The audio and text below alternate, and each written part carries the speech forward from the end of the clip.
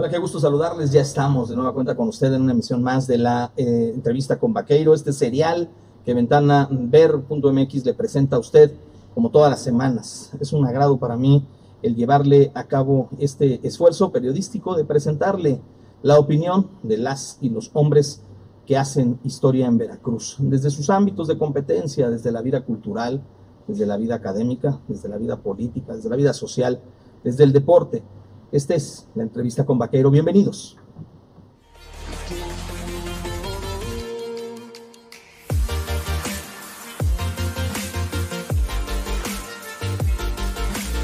Y bueno, pues ya puede usted observar a nuestro invitado de este día en esto que es el serial La Entrevista con Vaqueiro. Tengo el gusto de recibir en este estudio y por supuesto a través de esta casa editorial a un conocido y destacado jalapeño, coatepecano, oriundo del estado de Veracruz. Usted lo ubica en actividades de corte académico como exrector de la Universidad Veracruzana y hoy es candidato de Movimiento Ciudadano a la alcaldía de Jalapa. Raúl Arias Lobillo, muchísimas gracias por estar aquí con nosotros. Muchísimas gracias, Luis. Es un gusto enorme estar contigo y con todo tu auditorio. Oye, Raúl, pues si te parece, vamos a comenzar esta plática, esta charla con el auditorio de una manera, pues, coloquial, ¿no? Vamos a dejar un poco la formalidad, aun cuanto el tema, pues, es presentarle la vida, la actividad, la experiencia, el trabajo desarrollado por las mujeres y hombres, pues, que componen este estado y que creo yo, en su aporte, hacen cosas muy valiosas. Te preguntaría, para que el público pueda irse introduciendo en el tema y te conozca bien, ¿quién es Raúl Arias Lobillo? ¿Dónde nace Raúl Arias? ¿En qué año? ¿Qué día? ¿Cuándo ve la luz primera? Yo nací el 28 de octubre de 1955 en Coatepec, Veracruz. Según me cuentan, nací en un patio de vecindad. Nací ahí mismo en la casa, ayudando a mi madre al nacimiento, pues las famosas señoras que se encargaban de atender. Las parteras, ¿no? Parteras, no, pero sin título, ¿no? Sí, claro. La que se dice me cortó el ombligo. Bueno, mis padres eran muy jóvenes, mi padre tenía 20 años apenas. No, pues era un chamaco. Un chamaco, y bueno, pues yo recuerdo mis primeras emociones, digamos, como niño muy pequeño, siendo muy feliz ahí en ese patio de vecindad. ¿Cómo se llamaba el patio? ¿Lo recuerdas? No. ¿Ubicado exactamente entre qué calles estaba? Está en la calle que baja a un costado de la parroquia. ¿En el primer cuadro? En el primer cuadro. Hoy ya no es un patio de vecindad, es una casa que la remodelaron, está muy bonita, y que está a unos pasos del restaurante Casa Bonilla. Muy bien. ¿Cómo fue la infancia de Raúl Arias Lobillo? Sobre todo, ¿qué recuerdos tienes, qué atesoras más con cariño de ese Coatepec, de ese primer ver y observar, ¿no? Una ciudad que evidentemente de provincia, pero que tenía sus características peculiares, ¿no? El recuerdo del café es indudable. Sí. Ver los grupos de cortadores que subían por toda la calle Aldama, viniendo de sus actividades, siempre me llamaron mucho la atención. Con el tiempo, cuando yo tenía ya como 8 años, corté café con una tía. Pero tal vez los recuerdos, además de mi abuela, desafortunadamente mis padres se separaron cuando yo tenía 3 años, tan solo. Me fui a vivir con la abuela paterna, y mi abuelo, que era un panadero, fue una figura muy importante para mí. Como mi padre era chofer de carretera, de un camión de carga, estaba poco en casa, en realidad. Y entonces todo el tiempo era con los abuelos. Con el abuelo aprendí no solo a hacer pan. A los 10 años yo me subí en un banquito en la mesa de trabajo en la panadería y aprendí a hacer de todo el pan. Terminada la jornada nos íbamos al parque, que era ya los momentos de descanso. Mi abuelo me compraba una nieve, él leía el periódico, pero me lo leía a mí. Okay. Eran las primeras lecciones, digamos, cívicas, políticas, de pues, un niño de 8, 9, 10 años, y ahí aprendí un poco la primera visión sobre el país, sobre sus problemas, sobre la clase política. Fueron años muy importantes para mí. ¿Qué consideras, te pregunto Raúl, qué consideras? Porque todos en la vida vamos teniendo etapas, tiempos que asociamos con aromas, que asociamos con sonidos, que asociamos con hechos que van quedando muy marcados en nuestra mente, y te preguntaría, en esta primera etapa de formación, de consolidación de este niño que se convertirá en adolescente, ¿qué marcó más este periodo? ¿Un consejo, un abrazo, la recomendación, la cercanía con algún personaje en especial? ¿Qué marca o qué evento también te pudo haber dejado alguna marca de decir, bueno, esto hay que cambiarlo? Yo creo que el abuelo me marcó por sus enseñanzas en términos de valores. Era de una estricta honestidad. Él, como responsable de la cooperativa de la panadería, veía cómo era escrupulosamente justo al distribuir las ganancias de la panadería. Otra cosa, además de la honestidad, era la solidaridad. Mi abuelo siempre decía a la gente hay que ayudarla, etcétera. Y tercero, tener siempre la dignidad de ver a toda la gente de frente, nunca de manera sumisa. A esto le agrego que en el contexto de mi pueblo, todos los niños asistíamos, no solamente los domingos a misa y a un rosario, sino todos los días. Mi acercamiento con la iglesia me llevó a valorar, sobre todo con el tiempo, una figura como la del padre Martín del Campo. Yo era acólito, monaguillo, y no solo auxiliaba en las actividades de la misa, sino también constituíamos junto con otros niños del Padre Gómez en la Virgen de Guadalupe, pues una comunidad de niños que jugábamos, hacíamos una vida de niños de nuestra época, pero también teníamos oraciones por las noches. Nos turnábamos, dormíamos en la iglesia, en fin. Para mí, yo leía mucho sobre los santos en ese momento, incluso cuando por razones de trabajo nos vinimos a vivir a Jalapa, yo tenía la idea de que iba a entrar al seminario, yo quería ser sacerdote. Esa etapa en Coatepec fue en ese sentido formativa, siempre feliz de participar en todos los juegos que puede tener un niño, ¿no? Claro. Me gustaba mucho escuchar por radio los partidos de béisbol regional. Bien. Jugar fútbol, por supuesto, en el campo deportivo Adolfo López Mateos, jugar en el barrio, era una cosa maravillosa. La jornada de trabajo, insisto, con mi abuelo y mi asistencia a las actividades de la iglesia. Esa era la vida coatepecana hasta mis 10 años. A los 10 años sale Raúl Arias de Coatepec para venir a vivir por asuntos que evidentemente no están asociados directamente contigo, pero que entiendo por trabajo de tus padres, te tienes que venir a Jalapa, y que decide estudiar este adolescente, este niño que va en transición aquí en Jalapa. ¿Qué es lo que descubre? ¿Qué es lo que ve? Jalapa era muy diferente en ese entonces a Coatepec, ¿no? Claro, a mí siempre me había impresionado en los paseos que hacía con mi abuelo. Para mí era sorprendente ver cómo pasar de mi pueblo a 12 kilómetros por la carretera vieja, llegar a Jalapa. Los autobuses llegaban a pie del Parque Juárez, cuando no existía el viaducto, sino había unas escaleras.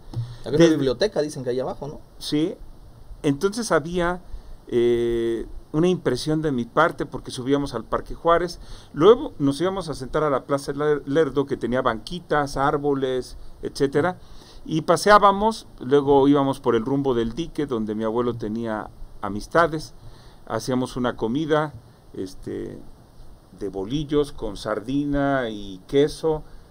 A mí se me quedaron grabados ese menú porque me encantaba, y luego paseábamos por la ciudad y nos regresábamos. Esas impresiones. Cuando yo llego a Jalapa, llego a terminar el sexto grado, hacer el sexto grado de primaria. ¿Dónde estudiaste la primaria? En la escuela Úrsulo Galván, detrás del Teatro del Estado, a un costado de Tránsito. Algo que me sorprendió, y yo creo que eso fue un impacto muy fuerte, a diferencia de Coatepec, donde los niños estudiábamos en una escuela, las niñas en otro.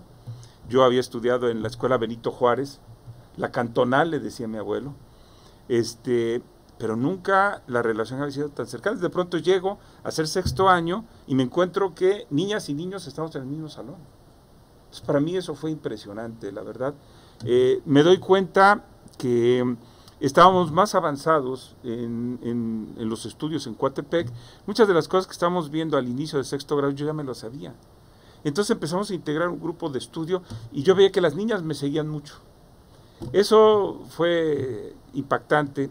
Estudio en Antonio María de Rivera la secundaria, antes de que fuera prepa, en zona universitaria, y ahí me empieza a llamar la atención todo el ambiente universitario que hay para nosotros como adolescentes de la secundaria. Sí.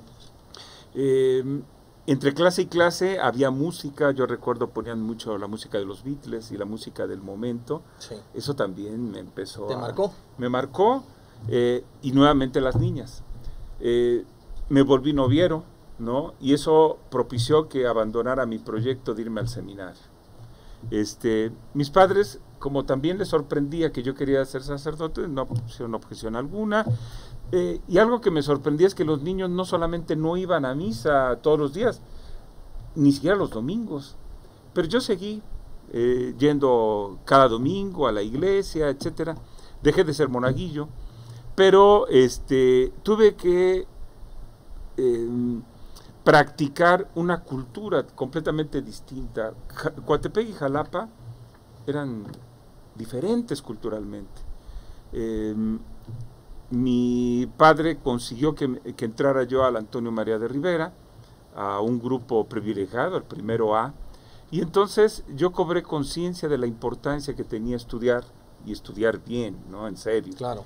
Entonces, mi padre siempre decía, no, pues, en época de vacaciones vas a aprender, y me metía a aprender oficios. Pasé como ayudante carpintero, ebanistería, sastrería, más adelante mecánico, pintor de carros, hojalatero. Mi padre me educó en la idea de que cada peso había que ganarlo con el trabajo y de manera honesta, con los principios del abuelo. Entonces yo recuerdo que me mandaba a vender vajillas casa por casa, ¿no? Sí. Bien vestido. Lo que hoy se conoce como cambaceo, ¿no? Sí. Y fue un gran aprendizaje para mí. Yo quiero decir, ahora recuerdo también, porque ya lo he comentado en algún momento, yo venía con una tía, mi tía Chona, que siempre como madre soltera hacía todo el esfuerzo por la sobrevivencia como toda madre soltera, y entonces me agarraba y me decía, vámonos a vender tamales a Jalapa. Venimos con una olla de tamales que vendíamos en las calles, tamales ricos de la tía Chona, y fueron mis primeras experiencias, ¿no? Okay. Fue una etapa que yo siempre, de muchas carencias económicas, sí, ¿no? Pero de una inmensa felicidad. Enriquecedora en el tema del aprender, del saber cómo se habrá de desarrollar uno en la vida, ¿no? Ganándote. En todos sentidos. Yo creo que esos primeros años son fundamentales para la formación en valores, en cómo percibes la vida, tu relación con los demás, etcétera, ¿no? ¿Cómo va este joven de secundaria que llega al Antonio María de Rivera, que pues, cursa sus años de educación media ahí? ¿A dónde haces el bachillerato? Ahí tendría que comentar antes otra cosa. Mi pasión en la secundaria era el fútbol. Okay. Aunque dicen que era yo bueno, pero en realidad no era yo de los mejores, pero me tocó entrenar con la selección infantil y juvenil de Jalapa. Entrenaba 2 veces al día, mi pasión era el fútbol, pero eso llevaba un costo. Nunca entraba a una materia que se llamaba talleres tecnológicas, nunca. Claro que me iban reprobando. Entonces, cuando salgo de la secundaria, mi padre... Por faltas, dice. Por claro, por faltas, se enoja y me dice, no, ¿cómo es posible? Tienes tan buenas calificaciones en las otras materias por tecnológicas.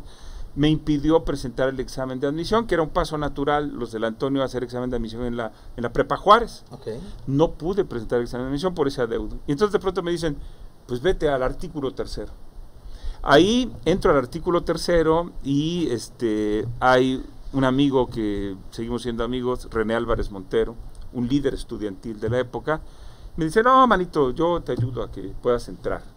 Y efectivamente, entré al artículo 3 y para mí fue otra gran experiencia. Teníamos profesores de una inmensa calidad, pero el ambiente era muy distinto al de la Prepa Juárez. Aquí, pues había muchas veces que arriesgarse a los golpes todos los días. Había rudeza ahí, ¿no? Había rudeza. Tú entrabas a clases más o menos como eso de las 5 o 6 de la tarde y ya el salón era una mezcla de olores, ¿no? Desde el sudor de los que jugábamos fútbol, de los que se echaban sus chelas o sus aguardientes, a mota, etcétera. Pero era a las 7 de la noche, si había baile en la escuela normal, el artículo se vaciaba. Todos nos íbamos a la fiesta de la escuela normal y se armaban unas fiestas, pero tremendas, tremendas. Ahí aprendí mis primeras lecciones como líder estudiantil. Okay. Lo cual también fue aleccionador para el futuro.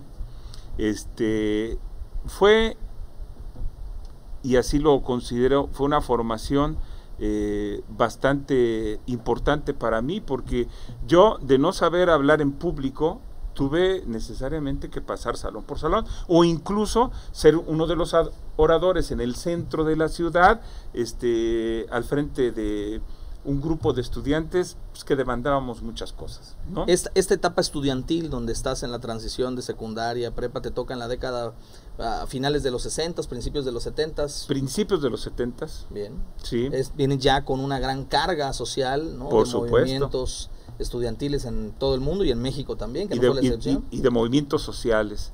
El que me pone un alto en todo este juego de ser líder estudiantil es mi padre. Me dice, si te crees muy suficiente, sí, ¿no? Pues desde hasta acá llegamos, mantente, porque por lo que veo ya has perdido interés por el estudio. Le digo, no, entre la prepa y la universidad había el famoso periodo de 6 meses para entrar al propedéutico. Entonces me dice mi padre, pues si tú quieres seguir estudiando, vas a trabajar estos 6 meses, y me mete a un taller mecánico. Nunca tenía mucha ropa, pero el hecho de ser estudiante, siempre la mamá te dice, vas limpio, etcétera. Y de pronto descubres que la novia te va a ver al taller mecánico todo sucio, todo. Y sucede un hecho que nos va a marcar a todos, que media cabeza de motor que los chalanes íbamos cargando se resbala a uno de ellos, y aunque logro sacar el pie, pues te pisa. Me pisa, y muy fuerte. Estuve como 3 meses con yeso, con la pierna hacia arriba, y me dice mi papá, pues es una lección para que aprendas. Eso es ganarse la vida, no que andes para allá y para acá y pensando en falsos proyectos. No vuelvas al taller, pero piensa que tienes que estudiar en la universidad. No, hombre, entré al propedéutico y me metí a estudiar. Yo quería ser contador. Al medio año yo daba clases de contabilidad a mis amigos porque se me facilitaba. ¿Por qué no estudié contaduría? Porque al final un amigo de mi padre de la infancia, gran profesor y que quiero mucho, coatepecano, Marco Antonio Méndez, se encuentra con mi padre y Marco le dice, oye Felipe, tu hijo es muy bueno en economía, anímalo a que entre. Pues yo digo, papá, pero salen muy poquitos. Tú vas a poder. Entro, mi generación es de 140 aproximadamente, estamos en la foto de generación 30, solamente salimos 10 sin deber una sola materia, y habían pasado 5 años y solamente estábamos 2 titulados. Un gran amigo de toda la vida, Alberto Olvera, y yo.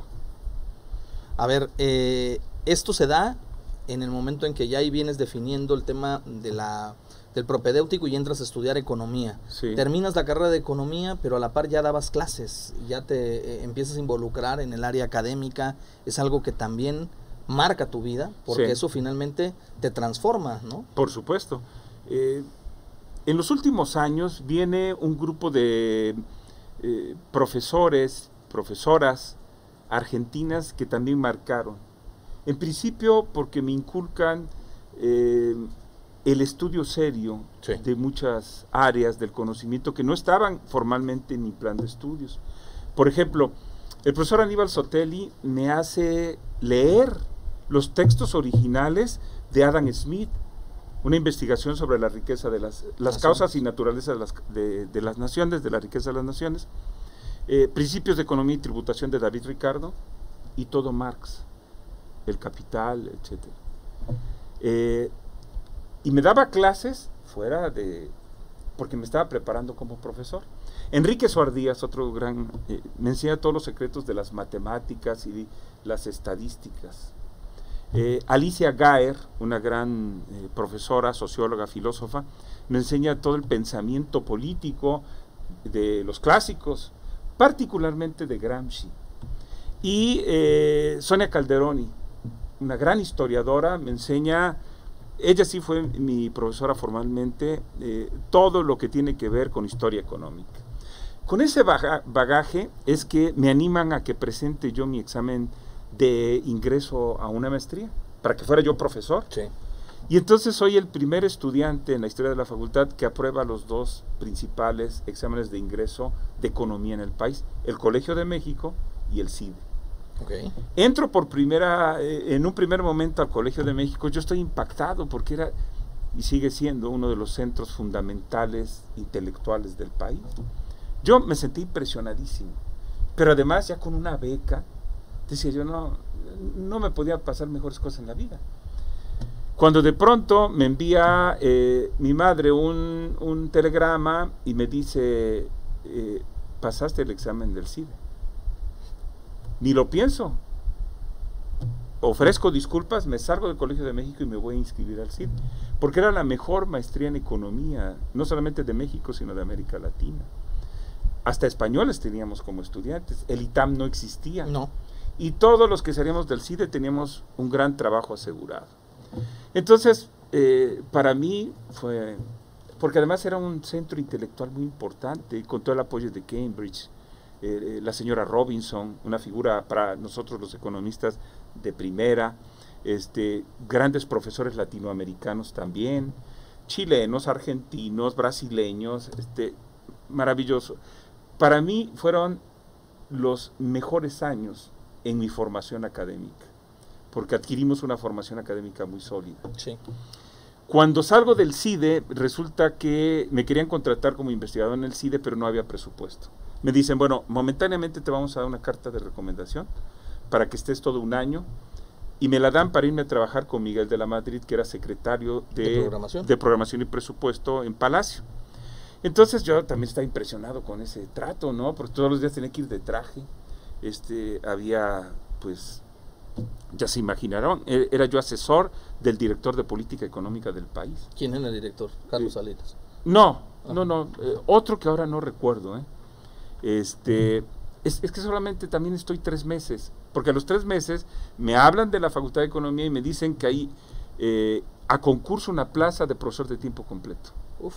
Yo digo, me voy. Pero mis colegas ahí en Palacio me decían, no, tú estás loco, si el jefe va a ser el bueno, de aquí todos nos vamos para arriba. Digo, sí, pero no me interesa trabajar a mí en la burocracia, yo quiero una carrera académica, y si lo del CIDE no está garantizado, me voy a mi facultad, a mi universidad. Hago esa apuesta sin pensar que en algún momento yo podía ser rector de la Universidad de Veracruz, y me vengo, y mi pasión ha sido siempre dar clases. Llego y pues evidentemente estaba feliz por ganar la plaza, me incorporo, este año cumplo 40 años como profesor universitario, ingreso en septiembre de 1981. Septiembre del 81. A la Facultad de Economía, como profesor de tiempo completo. En el 82 Miguel de la Madrid toma presidencia, toma protesta como presidente de México, ¿no? Sí. Cosas de la vida, ¿no? Cosas de la vida, pero yo ya había tomado mi decisión, claro, y mi camino, del cual nunca me arrepiento. Oye, Raúl, antes de concluir este primer segmento, para ir a una pausa, te preguntaría, en la vida de Raúl Arias Lovillo, ya hablamos de la infancia, de su formación académica, ya nos platicaste de algunas cosas que practicaste, que aprendiste. Tiene familia Raúl Arias Lovillo, claro, crea su propia familia, tiene hijos, tiene... Claro. Cuéntale un poco al auditorio esa parte que quizás sí, no todo el público sabe, que evidentemente se reserva, pero pues a veces no hay necesidad, ¿no? La vida académica es otra cuestión. Pero no me reservo mucho. Pero hoy que estás ya pues más en el ojo del reflector de la ciudadanía, te preguntaría, pues, ¿a quién acompaña Raúl Arias? Cuando ya soy profesor, en 1982, cuando yo tenía más una preocupación por ser un buen profesor, un día estoy en mi cubículo con uno de mis grandes compañeros y pasa un estudiante de la Facultad de Estadística y le digo, compadre, ahí me caso. ¿Ya sabes cómo somos los veracruzanos? Sí, claro. Me dice, compadre, ahí no te casas, esa chica no sale con nadie, te apuesto lo que quieras. Bueno, fue difícil, pero como a la tercera invitación le digo, hoy hay una película que se llama Annie Hall, de Woody Allen. Yo creo que tú eres la persona indicada para que veamos la película. Como ya había insistido varias veces, ya por fin dijo, bueno, vamos, y vamos. Esa mujer es Patricia Faisal León, de Álamo. Creo que nuestro enamoramiento fue inmediato. Pues tuvimos un noviazgo que no se prolongó mucho. Nos casamos y procreamos 2 hijos. Patricia, que actualmente vive en Santiago de Chile, que nos ha dado el primer nieto, y Raúl, que vive en Jalapa. Yo quiero decir que sin duda no pude haber encontrado la mejor madre de mis hijos que en Patricia, maravillosa mujer, y estábamos ya muy tranquilos ahora esperando o pasando la pandemia, y bueno, dedicándonos a actividades del hogar, etcétera. Veo hacia atrás y quiero decir que durante mi estancia como rector de la universidad, ella trabajó muy fuerte a favor de las comunidades del Cofre de Perote, sobre todo en el Paisano, donde la gente la quiere muchísimo, pero sobre todo con las mujeres. Les transmitió esa idea de que deberían, no me gusta nunca la palabra, pero pues no encontramos otra, un empoderamiento, ¿no? Para impulsar proyectos productivos. A muchas las hizo corredoras, en fin, una gran mujer, que fue en ese tiempo en la que yo pensaba que no me iba a casar pronto, pero cuando el amor llega así y... De esa manera. Como el caballo viejo. Exactamente. Vamos a hacer una pausa, si te parece, Raúl. Hacemos un corte muy breve, no le cambie, estamos en la entrevista con Vaqueiro.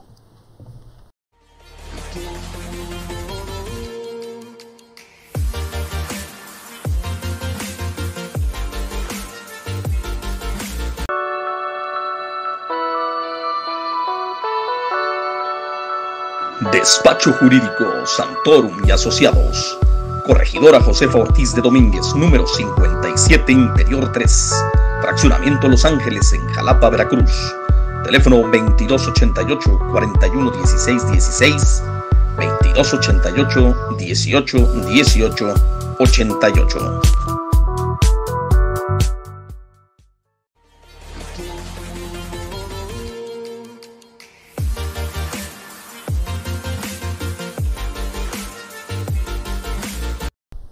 Ya estamos de regreso, por supuesto, en la entrevista con Vaqueiro. Gracias por seguir a través de ventanaver.mx y a través de nuestras diversas plataformas, en Facebook y también en YouTube. Bueno, estamos platicando con Raúl Arias Lovillo, el rector de la Universidad Veracruzana. y bueno, aspirante, candidato ya de Movimiento Ciudadano a la alcaldía de Jalapa, pero hablando no de asuntos de orden político, hablando de su vida, de su formación, quién es Raúl Arias Lobillo, cómo es que incursiona en el ámbito académico. Nos quedábamos en que pues decides emprender una vida en pareja, tienes una familia, construyes ese cimiento que todos debemos de tener. Creo que la familia es la parte fundamental, ¿no?, de cada persona, de cada ser humano. Ahí está el secreto, diría yo, para que las sociedades sean exitosas. Pero en paralelo tú continúas con tu actividad docente, y esa parte que te ha llenado te llevó a ser rector de la Universidad Veracruzana. Entiendo que por un periodo de 2 periodos académicos, los más largos, decían por ahí que en algún momento... He sido en la historia de la Universidad Veracruzana el rector que más tiempo ha durado en el cargo. 8 años, 9 meses. 8 años, 9 meses. Bueno, bien. Pero para llegar a ser rector, primero se empieza como maestro. Ya decías, concursas por una plaza docente de tiempo completo. Sí. Entiendo que la obtienes. La obtengo, sí. Y ahí te vas en la Facultad de Economía. Sí, feliz. Yo siempre recuerdo con cariño esa etapa. Incluso por encima de haber sido rector de la universidad o secretario académico después en la Universidad de Guanajuato, siempre para mí el trabajo que más he disfrutado es la docencia. Mis alumnas y alumnos que me conocen saben justamente esto, porque para mí sigue siendo una pasión. ¿Qué materias dabas? ¿Macroeconomía, microeconomía? Di de todo. Di lo que en su momento en los planes de estudios era Economía Clásica 1, okay, que era todos los antecedentes de los clásicos, mercantilismo, fisiocracia. Después Adam Smith, David Ricardo, Marx. Después daba también desarrollo económico 1 y 2, economía aplicada, que había como 6 economías aplicadas, economía aplicada 1, 2, 3, 4, 5, 6, 7. ¿Econometría? Econometría no. Daba yo historia del pensamiento económico también, en su momento, política económica llegué a dar, política monetaria, son las que recuerdo, introducción al pensamiento económico, son las que yo recuerdo. Hablando del tema económico, nada más quiero hacer un paréntesis ahí para preguntarle a un economista, evidentemente que tiene conocimiento amplio del tema y todos los elementos que conllevan a la economía, desde su antecedente histórico y todas las corrientes del pensamiento económico que existen y que también se convierten muchas de ellas en sociales. Hay hoy un enfrentamiento entre una visión de Estado, una visión política, creo yo, entre lo que dice el presidente López Obrador y lo que es la realidad. Y te lo pregunto porque decías, yo explicaba a Adam Smith, a David Ricardo, hablábamos de Marx. ¿Cuál de los modelos económicos o las teorías económicas consideras que es la más apta para una nación como México? En algún momento omití preguntarte qué opinabas de Keynes, porque el presidente está como muy casado con esa teoría estatista, ¿no?, de apoyar todo, pero económicamente, desde el ámbito académico, ¿cómo observas eso? Me parece que ya no tiene que ver con modelos económicos basados en los clásicos, hay que conocerlos, indudablemente, pero creo que el mundo, el propio capitalismo, se ha transformado, no solamente desde hace 40 años, sí, sino en los últimos años. Sí. Creo que hoy es un deber justamente analizar que las políticas económicas deben garantizar la participación activa de los mercados, que son los únicos que promueven y tienen la capacidad de ir creando las condiciones para no retrasar el proceso de desarrollo de cualquier nación. Y uno se pregunta, ¿y el Estado? El Estado es el ente que tiene que regular a los mercados y establecer las condiciones para favorecer a los sectores menos desposeídos. Pero ojo, no repartiendo dinero. Porque llega un momento en que si haz de cuenta que tenemos un pastel, si ese pastel no crece, simplemente llega el momento en que los dineros se van acabando. Y entonces tú no tienes mecanismo para estar regulando y sobre todo creando condiciones para que la población no pueda crecer en sus niveles de pobreza y marginación. En otras palabras, el Estado está como para impulsar, y cosa que me extraña que no se desarrolle seriamente, por ejemplo, una reforma tributaria, una reforma fiscal. De a de veras. De a de veras, ¿no? Que pueda gravar, cobrarle más impuestos a las personas que más tienen y mucho menos impuestos o exentar incluso a los niveles más bajos. Segundo, el Estado con ese cobro de impuestos lo que debe de establecer es una base de condiciones básicas para la gente. Piso parejo. Piso parejo para todos en términos de salud, vivienda, y algo que es para mí la clave de todo, que es la educación. Cuando tú distribuyes un activo tan importante como es la educación, sin afectar derechos de propiedad, estás en el camino correcto. Perfecto. Es decir, si tú alteras activos que son propiedad privada, pues entonces estás alterando las relaciones de la sociedad. Sin embargo, si tú impulsas una buena educación a todos los niveles, pues estás en la dirección correcta del camino propio de la historia contemporánea de los últimos 20, 30 años. Retomando el tema, dejamos este asunto, lo ampliaremos, si te parece, al final, un poco más adelante en el tema, como para calentar motores, para que vean que sí sabe de asuntos de administración y economía, ¿no? Preguntar, bueno, ya eres catedrático de tiempo completo, tomas parte y dentro de tu facultad, entiendo que concursas en algún momento, no sé si para ser director de área o jefe, o cómo se va conformando la estructura administrativa de la universidad, pero llega un momento en que pues te ves trabajando al lado de otro rector, ¿no? Como lo fue Víctor Arredondo, y ahí... Antes todavía. Puedo comentar rápidamente esa historia. No es por concurso, es por invitación. Okay. Entonces yo regreso de hacer mi doctorado en Economía Internacional y Desarrollo Económico en Barcelona. Nos habíamos ido toda la familia, mis hijos muy pequeños. Fue una experiencia inolvidable. Regreso y entonces me manda a llamar el doctor Emilio Gidi. Me dice, pues mire, usted siempre ha sido muy crítico de la universidad. Yo lo invito a que se sume a esta gestión universitaria como director del área académica, económica y administrativa. Y entonces en su oficina yo le digo, le agradezco, rector, pero yo nunca he pensado en ser funcionario universitario. Yo estoy feliz en mi facultad, regreso, atiendo a mis estudiantes, tengo proyectos de investigación, tengo que terminar mi tesis de doctorado que no pude concluir por distintos problemas para mantener la beca, etcétera. Me dice, pues fíjese que me desilusiona, porque yo pensé que no solamente era usted un buen crítico, sino que tendría capacidad de construir. O sea, eso te pega en el orgullo directamente. Clavó la puya en términos Entonces le digo, deme un par de días para pensar. Tómese el tiempo que quiera. Pues a los 2 días regreso y le digo, rector, le voy a demostrar que hay capacidad de construcción.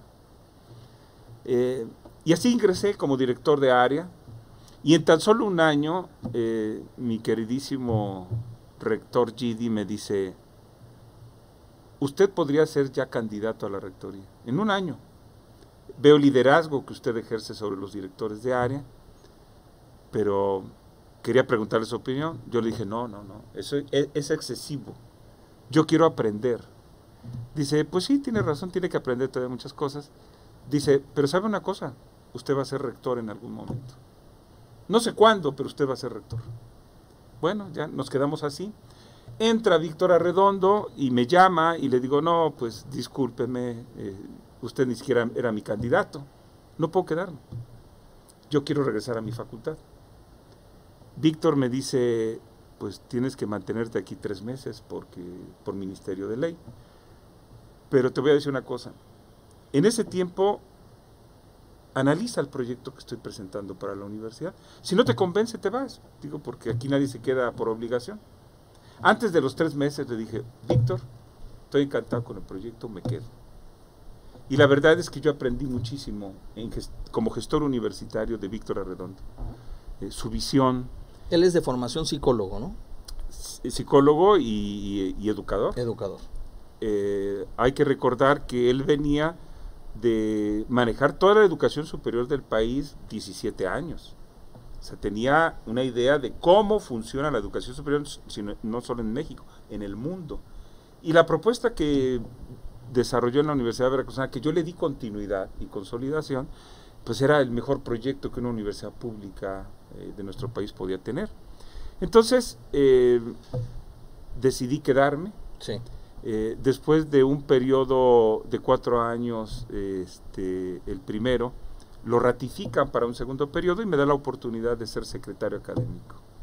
Entonces, desde ese momento, pues es indudable que tengo un enorme compromiso de consolidar el proyecto que había presentado el doctor Arredondo, y pues cada vez aprendo más sobre la universidad. Entra Fidel Herrera como gobernador, invita a Arredondo a sumarse como secretario de Educación, y entonces me propone Víctor Arredondo como sustituto, porque además por ley el que tenía que sustituir era el secretario académico. Lo sustituyo 9 meses, los primeros 9 meses. Y en esos 9 meses, pues me doy cuenta de que ya había acumulado todo un conocimiento sobre la universidad. La gente tenía una excelente relación conmigo, académicos, estudiantes, trabajadores, técnicos, manuales administrativos, y entonces fue una etapa todavía de seguir creciendo. Cuando llega por fin el momento en que la Junta de Gobierno tiene que nombrar a un nuevo rector, pues lo ganó muy bien. Por unanimidad de la Junta de Gobierno me nombra para mi primer periodo, 2005 a 2009. Yo nunca voy a olvidar, en el Consejo Universitario, que es el más grande del país, con unos 380 miembros, cuando dicen, bueno, y el nuevo rector, etcétera, la gente no solo aplaude, se levanta, aplaude y ovaciona. Es algo que uno guarda en el corazón y en la memoria. Y bueno, después de 4 años, me ratifican por un periodo más, sí, de manera unánime, pero ya estábamos acumulando logros muy importantes para la universidad. Yo quiero decir que durante los 8 años que fui rector, 9 meses, pues transformamos la Universidad Veracruzana, la convertimos de una universidad de docencia en una universidad con capacidades de investigación científica, tecnológica y humanística. Fuimos la universidad que creció en el país en la calidad de su posgrado, en la calidad de su investigación, sí, y están los datos, son públicos. Hay que advertir, te lo pregunto, Raúl, hay un parteaguas en la Universidad Veracruzana entre las gestiones anteriores que se tenían. Yo recuerdo muy joven que era común y era regular, era recurrente ver que la universidad constantemente detuviera su actividad académica y sus aulas se fueran a la huelga, porque había problemas, porque había muchas cuestiones de otro orden y otra índole, hasta la llegada, si mal no me equivoco, de Víctor Arredondo, y contigo se consolida el proyecto de crecimiento, investigación, desarrollo. Es otro cuento ya la Universidad Veracruzana, se le empieza a tomar, nunca se le dejó de tomar en serio, pero se le comienza a ver ya con respeto no solo en México, sino en América Latina, ¿no? Yo creo que la clave de eso, independientemente de que Víctor y yo hayamos pasado por la rectoría, creo que es la autonomía universitaria. Okay. La autonomía universitaria es lo que viene a definir justamente también la madurez de la comunidad universitaria para enfrentar el nuevo reto de decir, aquí nosotros vamos a tener la capacidad de nombrar nuestro gobierno, pero además vamos a tener la capacidad de emprender nuestro propio proyecto de desarrollo académico. Eso es clave y lo que ha demostrado la autonomía universitaria, que falta desde mi perspectiva todavía consolidar muchas cosas, pero una enorme oportunidad precisamente para definir el destino desde adentro. Que nadie desde fuera nunca más nos venga a decir cuál debe ser el futuro de la Universidad Veracruzana. Es despreciar, como se había hecho hasta antes de la autonomía, con el propio talento existente en los universitarios, Sí, claro. mujeres y hombres enormemente talentosos y que creo que deben de seguir marcando el rumbo del futuro de la institución. ¿Está en riesgo la universidad, su autonomía? Hoy, pues, no sabría, pero he escuchado rumores de que posiblemente puedan incorporarse alguien dentro de la institución sin tener un arraigo institucional y desde mi punto de vista sin tener las suficientes credenciales académicas. Hoy la educación superior en el mundo prácticamente tiene que reinventarse. No exagero en mis palabras, estoy hablando de una enorme experiencia no solamente como académico universitario, sino como gestor universitario. El mundo está reinventando la educación superior porque toda la transición a una sociedad digitalizada conlleva a dejar de pensar en la vieja universidad para pensar más bien en sistemas educativos multimodales, por el momento le están llamando híbridos, ¿no? Pasar de sistemas presenciales a virtuales, pero en el medio hay muchas combinaciones, yo por eso les llamo sistemas multimodales, donde hay una enorme oportunidad para que todos los universitarios puedan solicitar y tener un destino universitario, los que tengan capacidades. Después hay que el propio desarrollo de la ciencia que está teniendo con la incorporación de Big Data e inteligencia artificial, que tiene un cambio en la génesis misma del conocimiento humano, pues debe de cambiar las relaciones entre las distintas ciencias y de las carreras. El conocimiento humano se está multiplicando, ya no es cuestión de años, sino en días. O sea, estamos viviendo verdaderamente un cambio de época. Una revolución. Una revolución, pero de las más profundas de la civilización humana. Entonces, ¿cómo pretendemos tener planes de estudio que duren toda la vida? No, si no bien un estudiante ni siquiera está terminando el primer semestre, cuando ya el conocimiento cambió. Sí. Antes, nuestros padres decían, bueno, ya te dimos una carrera universitaria, ya a ver cómo te las arreglas. Hoy, una carrera universitaria no nos sirve. La Organización Internacional del Trabajo ha dicho desde hace 20 años, una persona que inicia su vida productiva no solamente va a cambiar 5 o 6 veces de empleo, sino de formación. ¿Para qué sirve la universidad? Para dar una capacitación de manera permanente, no solo a sus egresados, a todos. Hay que preparar los nuevos oficios, los nuevos trabajos, capacitar a la fuerza laboral del futuro.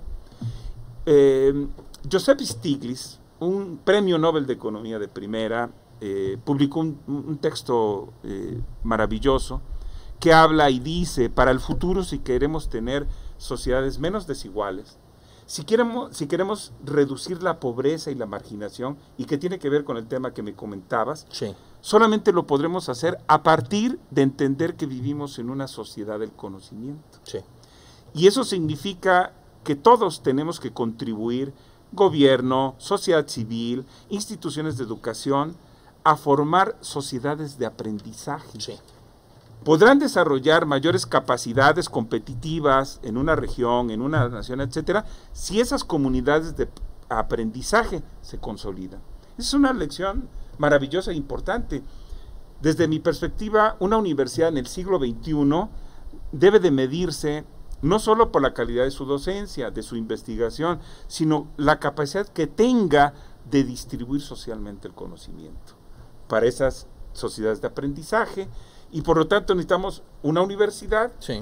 que tenga toda la flexibilidad en sus planes, programas de estudio, integrar cuerpos de investigación de distintas disciplinas.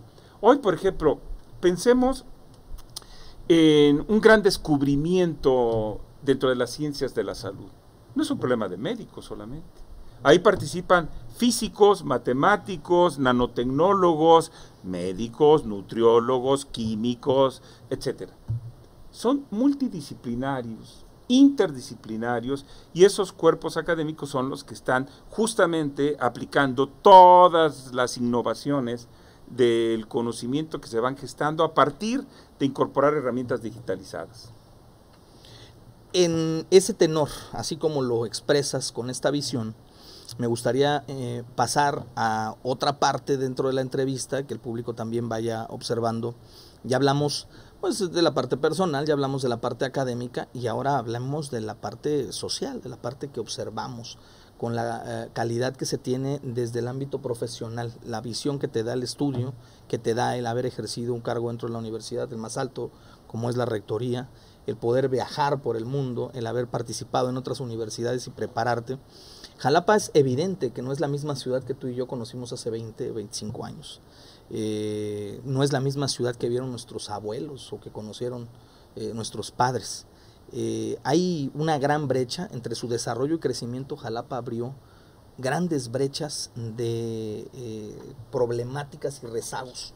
¿Qué observas tú, mi querido Raúl, como las principales carencias que tiene en este momento Jalapa? Una Jalapa que evidentemente debe de involucrarnos a todos y todos involucrarnos con Jalapa. De acuerdo. Primero lo que tendríamos que decir es que no existe una sola Jalapa. Sí. Hay muchas Jalapas. Pero si somos, digamos, pragmáticos, podemos decir cuando menos dos. Aquellas que constituyen las más de 500 colonias populares que hay en Veracruz y el resto de los que hemos tenido, hay que decirlo claramente, mejores condiciones de vida.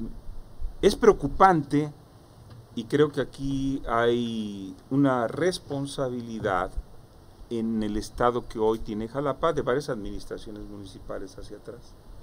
Yo no me explico cómo se ha dejado crecer de manera irresponsable tantas colonias sin atender sus servicios básicos. Okay. Entre otros, la falta de servicios tan importantes como el agua, drenaje, alumbrado, calles pavimentadas, seguridad, que es la mayor demanda que tiene hoy la ciudadanía de Jalapa. En fin, creo que no hay regularización. Según, de acuerdo a nuestros cálculos que hemos hecho, 120,000 predios están sin regularizarse en Jalapa. Bueno, todo eso hay que agregarle el hecho de que el 40% de la población de Jalapa vive, y son datos oficiales, 40% en condiciones de pobreza y marginación. La pregunta es, ¿cómo resolver todo eso? Yo quiero decir que una aritmética financiera simple nos dice que el presupuesto de Jalapa, 1,400 millones aproximadamente, el 77% son aportaciones federales y un 22% son recursos propios, ingresos propios nuestros del municipio. Si sumamos aportaciones federales y sumamos ingresos propios, no alcanzamos sino a cubrir solamente el gasto corriente.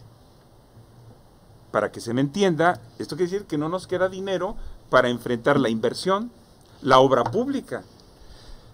O sea, Jalapa hay una alta burocracia, tiene un excesivo costo burocrático. Y la falta de capacidad de generar recursos. Son dos problemas gravísimos. A pesar de que Jalapa es una de las principales receptoras, por ejemplo, en el tema del pago del impuesto predial. A pesar de eso, conozco todas las capitales del país y yo creo que a excepción de Chilpancingo es la peor capital, como si el tiempo se hubiese detenido en nuestra querida ex Atenas veracruzana. Todas las capitales evolucionaron, todas fueron encontrando solución a sus problemas, menos la nuestra. Yo desearía que quien llegue a la alcaldía de Jalapa tenga la capacidad de construir políticas públicas, municipales, a partir de la información y del conocimiento, no de la improvisación, y que además pudiese tener en cada uno de los puestos del gobierno municipal a la gente, mujeres y hombres, más capaces de Jalapa, y gobernar completamente con un espíritu abierto. Pienso, por ejemplo, en un consejo consultor ciudadano que tenga un gran amor por Jalapa para que ayude a construir las decisiones más importantes. Jalapa requiere una intervención quirúrgica fuerte. Hay muchos temas que tenemos que resolver. Seguridad, vialidad, construir una planeación metropolitana. Los problemas de Jalapa son los problemas de Jicotocelo, Coatepec, Banderilla, Emiliano Zapata, Jilotepec, etcétera. Si pensamos que solamente tenemos que, no cambiamos nada, hay que tener esa perspectiva, ¿no? Después, creo que es muy importante que se regule su vialidad, que se modernice el transporte público. La gente necesita un buen transporte público. Hay que regularizar el comercio callejero. Y lo que es lo fundamental desde mi perspectiva como economista. Si tenemos esas enormes limitaciones de un presupuesto que no alcanza para nada, si tenemos, y como economistas ya lo empezamos a vislumbrar, requerimos la creación de empleo. Claro. Porque la única posibilidad de que pueda haber una derrama económica y que pueda haber perspectivas de crecimiento. ¿Cómo lo hacemos? Pues yo creo que ahí hay que hacer una lectura de lo que está pasando en el mundo y nos conectamos con lo que ya habíamos comentado. La civilización humana está transitando a una sociedad digitalizada. Los empleos se están transformando a marchas forzadas. ¿Por qué no en México o solamente en ciertos sectores que están conectados fundamentalmente al mercado internacional? Sí. Pues porque hay una visión errada del gobierno. Porque el gobierno sigue mirando hacia atrás cuando en realidad hay un tren de alta velocidad en el mundo en el que tendríamos que subirnos. Ya lo han advertido todos los especialistas en el mundo. No vamos a encontrar salidas para reducir el cáncer mexicano, que es la enorme desigualdad social y la pobreza, sino es a partir de conectarnos con el mundo, ¿no? Claro. Y en esa perspectiva yo digo, tenemos que crear las condiciones para que en Jalapa podamos formar la fuerza de trabajo del futuro. Para que haya empleo necesitamos inversión. Para que haya inversión, esto lo tenemos que resolver con posicionar a Jalapa como un espacio para la inversión. Y no podemos decir, bueno, es que vamos a impulsar cualquier industria aquí. No podemos alterar tampoco el orden de las cosas. Jalapa tiene una enorme tradición cultural. Jalapa tiene que construir una identidad como una capital de la cultura en el país. Construir proyectos que puedan tener una derrama económica durante todo el año. Y ahí están nuestros talentosos artistas en muchas áreas y también los jóvenes que no tienen ninguna oportunidad hasta el momento. Pero a esto hay que agregarle algo que hemos estado desaprovechando por una absoluta miopía, que es el talento que no solamente se forma en la Universidad Veracruzana, sino también en otras instituciones de educación superior públicas y privadas muy importantes. Si todos los integramos, lo que tenemos es una ventaja comparativa respecto a otras capitales del país, que son ecosistemas de investigación científica, tecnológica, el INECOL, por ejemplo, todo esto, integrarlo, y tenemos una fuerza que no la tienen otras capitales.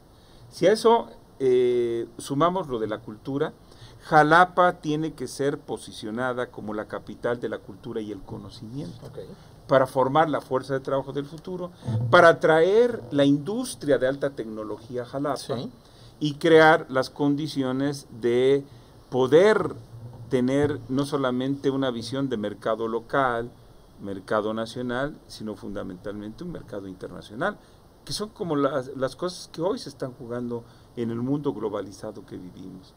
¿Eso puede soñar a ciencia ficción? No. Hay mucha gente de Jalapa talentosa que construye ese tipo de proyectos ya desde hace tiempo.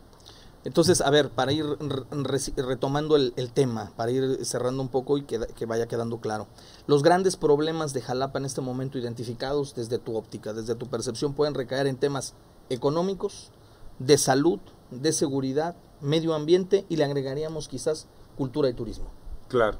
Esos serían los grandes escenarios a donde hay que ir, ¿no? O sea, donde hay que direccionar, ¿no? Políticas públicas, ¿no? Sí, sí, bien. sí. Dentro del círculo virtuoso de la economía, Raúl, tú que lo conoces bien, hay elementos que se están comenzando a afectar cuando hablamos de asuntos de orden macroeconómico, que lo vemos reflejado en la microeconomía, en el bolsillo, en el hogar, en las amas de casa, ¿no? En el gasto ya no alcanza, por ejemplo. El tanque de gas ya está carísimo, más caro que nunca. ¿Por qué hay que poner atención y a qué elementos de estos, de la macroeconomía y de la microeconomía, que son factores que los escucha uno en las noticias y a veces hay quien no le pone atención, pero que debemos de ponerle atención, porque en la toma de decisiones son sumamente importantes en la vida cotidiana? De acuerdo.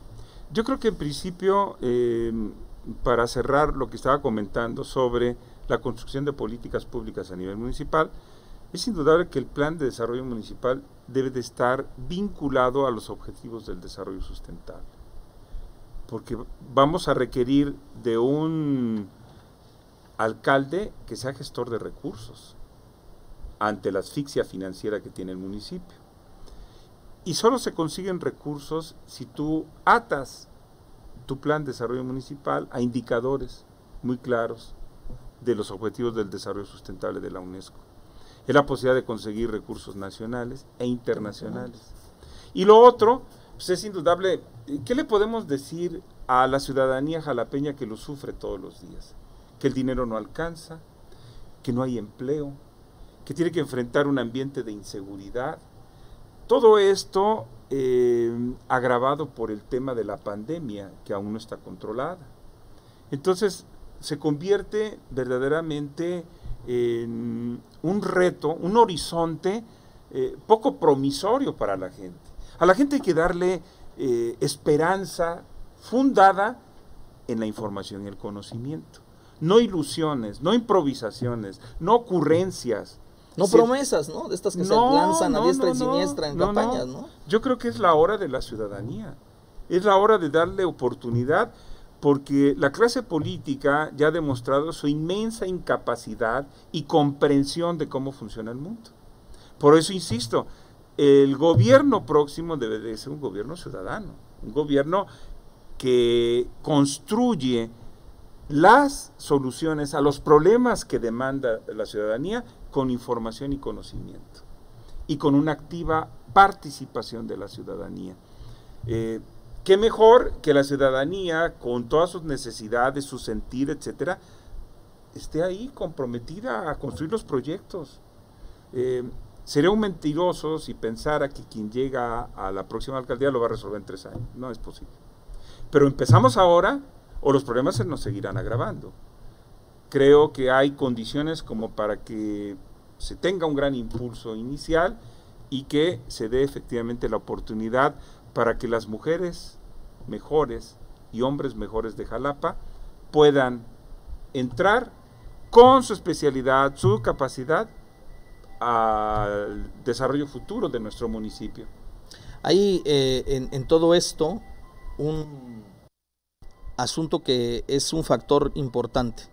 El tema que tiene que ver con el medio ambiente. Jalapa era una ciudad verde, vamos a decirlo así. Una de los atractivos de esta ciudad capital siempre fue su ubicación geográfica, su posición cercana a las montañas, a la alta montaña, su clima templado, ¿no?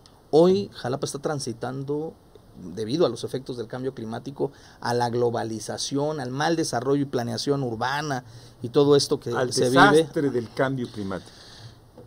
Hemos pasado de tener temperaturas en menos de 20 años de 19 grados, 18 grados de temperatura promedio al año, a ahorita estamos a 40, por decir algo, ¿no? Las sensaciones de 40, peor que estuviéramos en el puerto, y en el puerto ya ni quiero pensar. Pero el factor que te quiero llevar es el tema de algo que poco abordan, y cuando lo abordan los expertos, poco explican. Tú, con tu visión de economista, debes de tener claro que las guerras futuras se van a construir por los recursos naturales, y uno de sus valores fundamentales es el agua. Sin duda. Jalapa, no hay ninguna ciudad en la historia, Raúl, y tú lo sabes bien, que haya podido, ninguna civilización, continuar su florecimiento, su gran desarrollo sin agua. Todas han caído por el agua. De acuerdo, Luis. Entonces, tienes toda la razón. ¿Qué hacer en Jalapa? Porque me preocupa que hoy abrimos el grifo y hoy 2 días no tenemos agua, pero esto ya se está volviendo una cuestión regular, ¿no? Durante todo el año, cuando antes eran nada más 2 o 3 meses.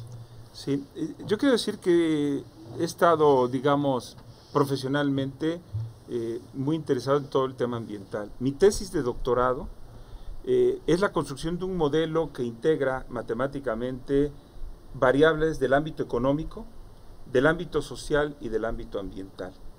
Con estos tres tipos de variables construimos un indicador de sustentabilidad para los 212 municipios de Veracruz. Ha sido utilizado como una propuesta metodológica por varios gobiernos municipales, no solo de Veracruz, sino en otras partes del país, con notable éxito. No quiero decir que tampoco es la alternativa, no, porque ese estudio tendría que actualizarse con información georreferenciada, etcétera. Solo marco mi interés profesional en el asunto.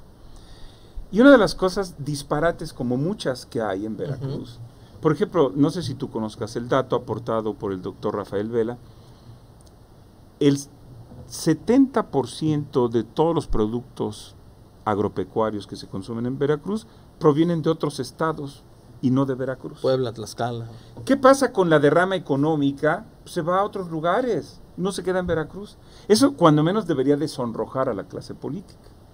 Pero tenemos otro grave problema. El 33% de las masas de agua dulce del país están en Veracruz. Pues y la capital de ese estado tiene que recurrir a agua que proviene de otro estado. La solución: hay que construir a partir del conocimiento, a partir de la información. No hay que hacer cosas mágicas, sino hacer exactamente lo correcto. Yo creo que basta. Los jalapeños necesitamos agua. Y hay estudios que nos están diciendo que hay agua en Veracruz. Lo que tenemos que hacer es todo el esfuerzo, porque como bien lo dices, Luis, el siglo XXI es el siglo del agua. Y así lo dicen en todas partes del mundo. Bueno, hay que mirar el mundo, decía hace un momento, y construir lo que nos toca responsablemente en México y en Veracruz. Estoy convencido que se pueden encontrar muchas soluciones para resolver ese problema, ¿no? Independientemente de la enorme deuda que sigue arrastrando SEMAS y que constituye una sangría financiera adicional para el municipio. Pero en medio de todo eso, si la sociedad construye esa alternativa con información y conocimiento, yo creo que podemos sentar las bases también de una ciudad, de una capital, sí, que no tenga esos gravísimos problemas del agua que estás mencionando, Luis. Ahí, cuando hablabas del conocimiento, el gran capital que tú bien abonas a esta Atenas veracruzana, yo me niego en creer que hemos dejado de serlo, creo que sí lo somos, nada más que hay que replantearlo en cuanto a la actitud propiamente de la población, de la misma sociedad, sentirse orgullosos del conocimiento que aquí se aportan por hombres y mujeres. Yo revisaba datos internacionales, pero por ejemplo en España, que tú conoces bien el tema, se están desarrollando al menos 20 ciudades en España en este momento como hubs tecnológicos. Que permiten que con lo que estamos enfrentando el día a día, usted en su casa está aportando una especie de mano de obra o una aportación minúscula, si usted quiere, a ese hub tecnológico, haciendo home office, ¿no? Desde su hogar. Sí. Entonces, podemos desarrollar una ciudad guardando la debida proporción en Jalapa, como lo fue en su momento en la década de los 50 en los Estados Unidos, en la región de California, Silicon Valley, por ejemplo. Esta parte, ¿podemos tener así un polo de desarrollo? Esos hubs tecnológicos en España son una muestra de cómo ha venido desarrollando la experiencia desde Silicon Valley, o los chinos, que a mí me tocó conocer su proyecto en Chongqing. Y quiero decir, para orgullo nuestro, la primera universidad que se asienta con todo el apoyo de los chinos en Chongqing es la Universidad Veracruzana, el Centro de Intercambio Cultural Sergio Pitol. Creo que ese propio desarrollo de Silicon Valley en muchas partes del mundo es la evidencia de que esa es la clave del futuro. Estas 20 ciudades que tú estás comentando como hubs de desarrollo tecnológico es la clave de lo que tendríamos que hacer en México. Por eso yo digo, Jalapa tiene las condiciones para hacerlo.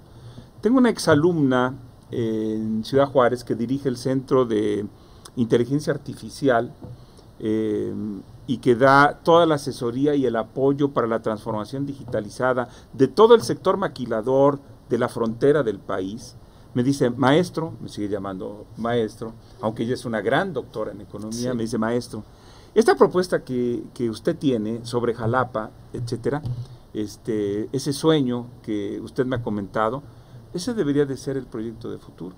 Estoy seguro, porque hasta el momento ninguna capital del país ha pensado en un proyecto de esa naturaleza. Sí. Pues, ese consorcio de universidades apoyando ese hub tecnológico, podría ser una alternativa para que Jalapa pudiese construir desde el conocimiento y la información la solución a sus problemas. Hablabas, digo, finalmente por ir cerrando en los tiempos también, para que nos dé tiempo de platicar un poquito de todo y cerrar la entrevista agradeciéndote el tiempo que nos has dedicado. El tema de la movilidad. Hablabas de la movilidad en Jalapa, hay que hacer un replanteamiento de las cosas, pero un replanteamiento a fondo, evidentemente, quienes sean la persona, la candidata o el candidato que en su momento llegue o concurse. Aquí lo estamos viendo desde el punto de vista nada más académico y analizándolo. Requiere evidentemente hacer un estudio propio, concienzudo de las necesidades que tiene una ciudad como Jalapa bajo las condiciones de construcción de la ciudad. Claro. Todos hablan de mejorar el tema de la movilidad, pero muy pocos hablan de las posibles alternativas. Hay quien ya anda pensando en instalarnos un tren suburbano en la ciudad y le apuesta a esto, ya hasta lo anunció en una conferencia en Palacio Nacional.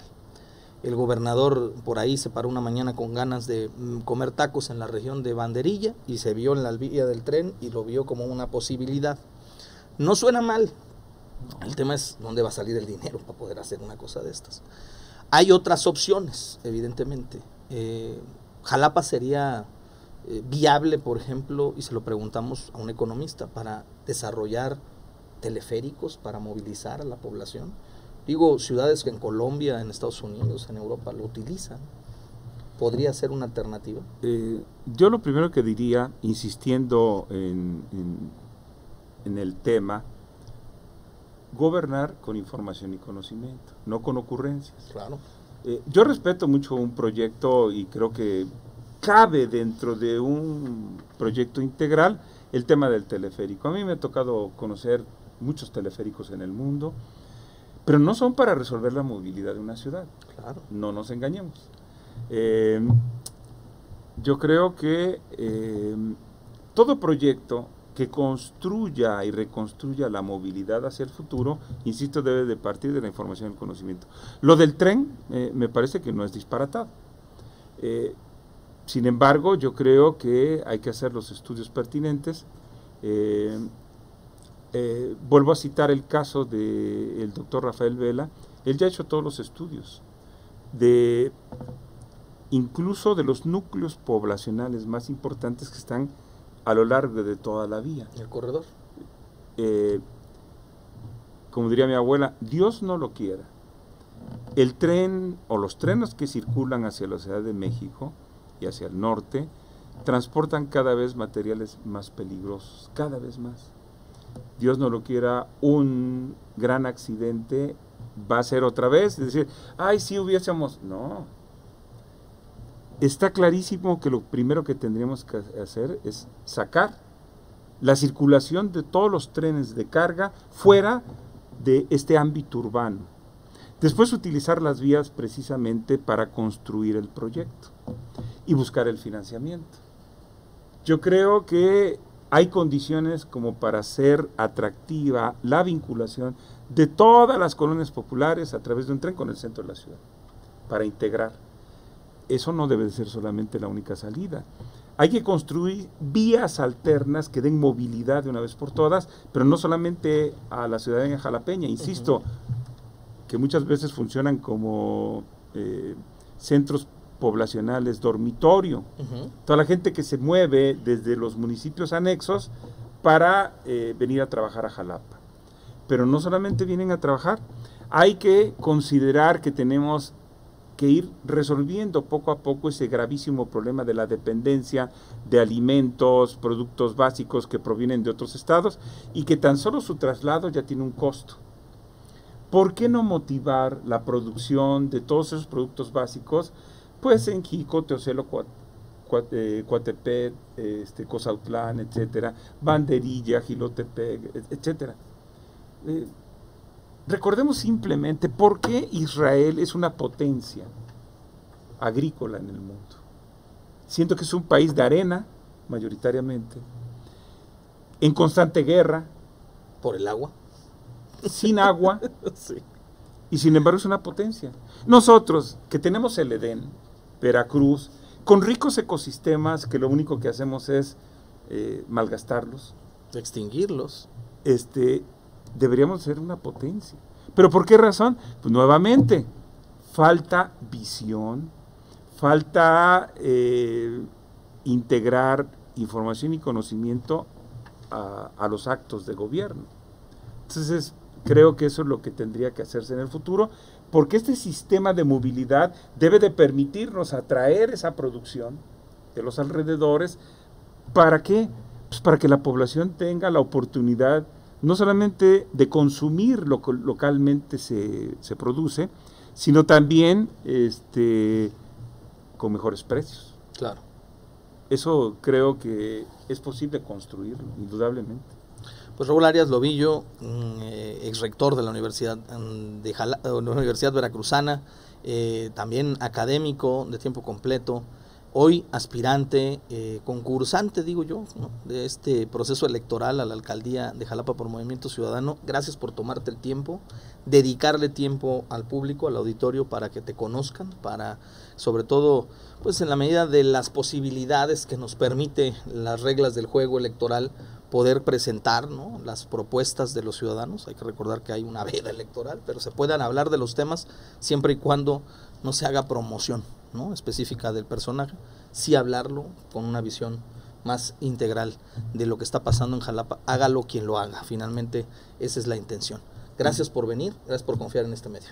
No, al contrario, vuelvo a reiterar mi agradecimiento, querido Luis, y también para todo el auditorio, y que, como siempre, si hay dudas respecto a todo lo que aquí hemos planteado, que es la percepción que tenemos de los problemas, etcétera, pueden escribirme, ya sea a Twitter, a mi correo electrónico, a todos los medios que sabe la gente que me puede localizar, y con todo gusto vamos respondiendo a todos los temas que sean de interés de la ciudadanía. Pues muchísimas gracias por estar acá, gracias a don Antonio de Jesús en la producción. Nosotros lo invitamos para que pues no se pierda, comparta esta transmisión de este serial, La Entrevista con Vaqueiro, que le presentamos los viernes, pero lo puede usted ver el sábado, el domingo. Compártalo en sus redes sociales y nosotros tenemos una cita aquí la próxima semana. Que esté usted muy bien, muchas gracias por acompañarnos.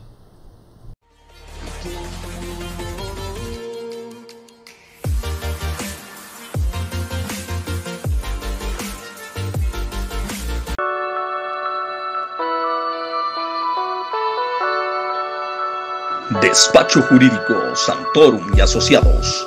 Corregidora Josefa Ortiz de Domínguez, número 57, Interior 3.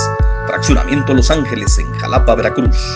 Teléfono 2288-411616, 2288-181888.